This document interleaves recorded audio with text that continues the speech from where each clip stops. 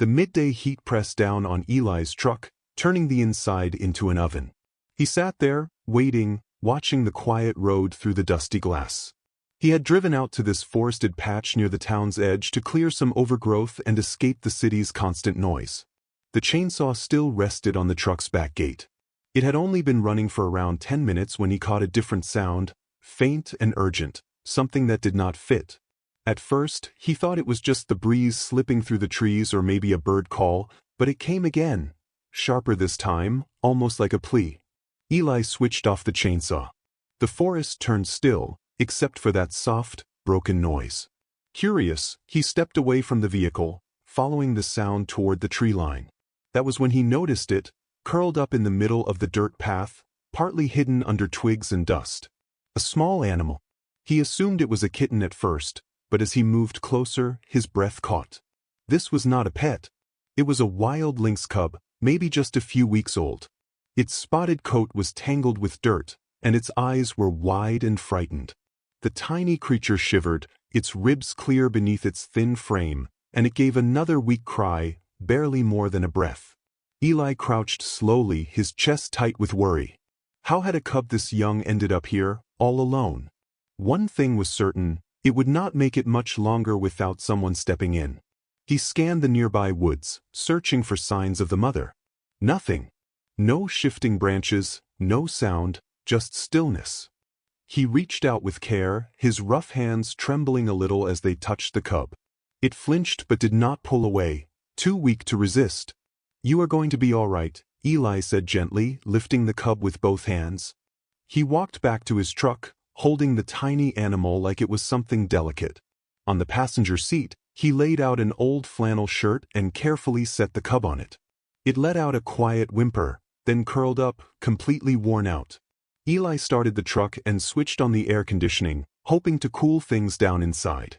He picked up his phone and searched quickly for any local wildlife care centers or veterinarians that handled wild animals.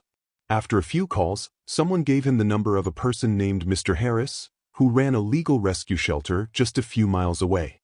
Without waiting, Eli started driving. Every bump in the road made the cub shift slightly in its seat. The 20-minute trip felt far longer.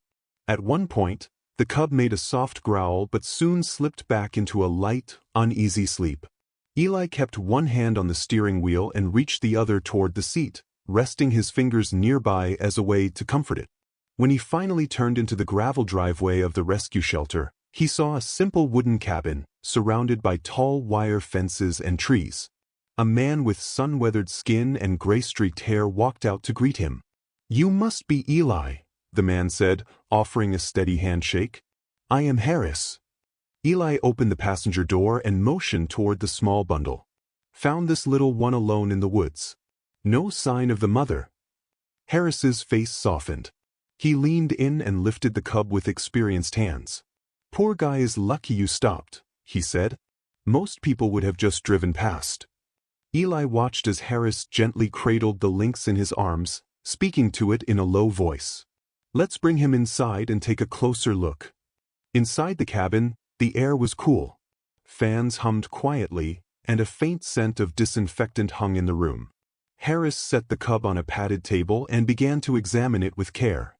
"Dehydrated, underweight, and covered in fleas," he said. "But no broken bones. That is good." The cub did not fight the exam. It just lay there, breathing in slow, shallow puffs. Harris gave it fluids and began gently cleaning its fur, removing burrs and tiny insects one by one. Eli stood a short distance away, his hands in his pockets, silently watching. "Do you think he will be all right?" he asked in a low voice. Harris looked up, steady and calm. "He has a shot. But it will take time and care." Eli nodded. His shoulders, tense until now, loosened slightly. "I cannot keep him. I live in a small apartment, have a busy job, and no idea how to raise a wild animal. I just could not walk away." "You did the right thing," Harris replied with a faint smile. "Not many would have done what you did." Once the treatment was done, Harris wrapped the cub in a soft towel and placed him in a crate with a heating pad. He scribbled a few notes on a clipboard, then turned back to Eli. "Do you want to give him a name?" Eli blinked. "A name?" Harris shrugged lightly. It helps us keep track of them. Most of the animals get one. Eli looked at the tiny creature now resting quietly. He paused to think. Ravi, he said gently. Sounds strong. He is a fighter. Harris gave a small chuckle. Ravi it is. Eli stayed a little longer, watching Ravi sleep. Something about the cub held his attention, a quiet connection he had not expected. He had only planned to help, but now he felt a pull that made it hard to walk away. At last he stood up. I should head out. But I would like to help with the costs, he said, pulling out his wallet and handing Harris some cash. For food, medicine, whatever he needs. Harris hesitated, then nodded and took the money. Thank you, Eli. Ravi is lucky you came when you did. As Eli drove away, he glanced at the rearview mirror, catching one last glimpse of the cabin fading into the trees. The road ahead stretched on, sunlight cutting through the leaves in soft, golden beams. He did not feel like a hero, just changed. He knew he could not keep Ravi, but he took comfort in knowing he had stepped up when it counted. In the days that followed, Eli stayed in touch with Harris. He called every few days, asking the same question. How is Ravi? Each time, Harris shared something new. He is eating on his own now, he said one day. Started trying to climb out of his crate this morning, he said another. Gave me a solid scratch yesterday.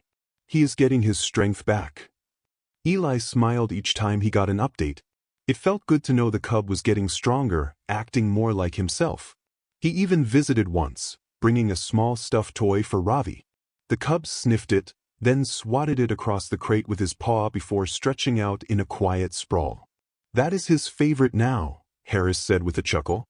Weeks passed and soon turned into a month. Ravi grew fast. His fur thickened, his muscles filled out. Harris started preparing him for release. If he keeps doing this well, we will take him to the Northern Reserve, he told Eli. It is protected land. A good place for him. He will be free. The idea made Eli proud, but also left a small ache. He was not Ravi's owner, not really even his rescuer.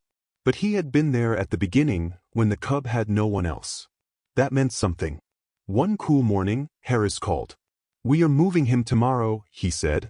Thought you might want to come by and say goodbye. Eli did not hesitate. He took the day off, packed a thermos of coffee, and made the drive back to the rescue center. Ravi was waiting in a larger space now, pacing along the fence. His eyes were sharp and alert. When he noticed Eli, he paused, stepped forward, and sniffed his hand through the wire. You remember me? Eli asked, crouching beside him. Ravi let out a low huff, then licked his fingers before turning and jogging off again.